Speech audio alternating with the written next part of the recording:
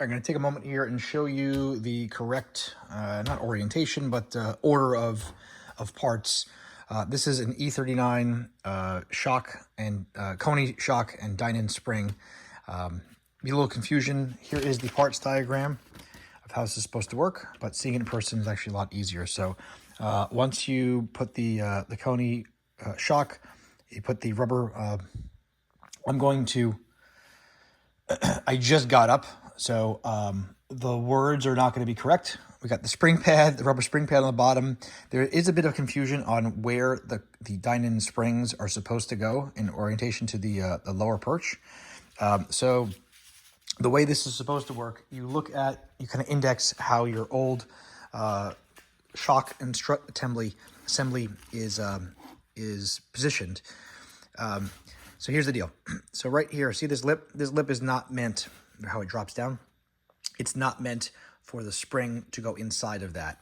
It's meant to hold the spring pad in place. And I measured the distance from here to where the bottom of the spring is, and it's approximately 4.7 or so millimeters. And I basically did the same thing on here so that these match. The Dinan springs are allegedly symmetrical, so they kind of go either way, upside down or not upside down. The way I've got the spring compressed, it seemed to work best in this orientation. It allowed it to kind of seat properly onto the lower spring pad here, so that's not a big deal. You're going to get a plastic washer in with the Koni kit. You're going to put that in first. Then you're going to put in the bump stop. Now these are the Dinan ride and handling bump stop kit. They're basically BMW branded ones. These are the genuine ones that go onto the E39. I'm not using these. These are the rear ones. But they go into, it goes the flat side up, right, with the little cup there. Then there's going to be a brass washer that's going to go on there. It's going to go concave side down, and it rests there. And that's the travel end for the bump stop, basically. The next thing you're going to throw on there is going to be the protector, the boot. That's going to slide on there. A couple things. The holes go on the bottom, and you'll see that they rest. They'll rest obviously inside that area. The top part, this piece, you'll be able to do it a little bit easier when it's off, when the whole thing is assembled.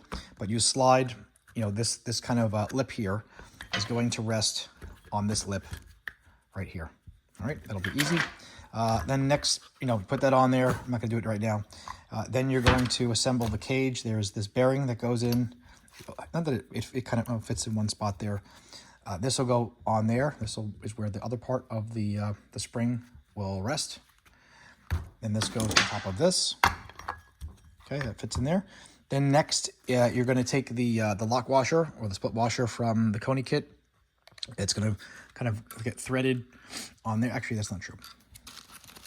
This goes on there. This cup. That goes on there. Then the split washer.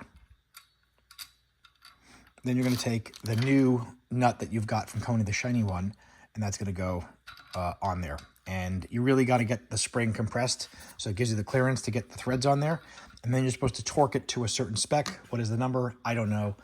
It is listed on this archaic sheet. And that's sort of really it for the fronts.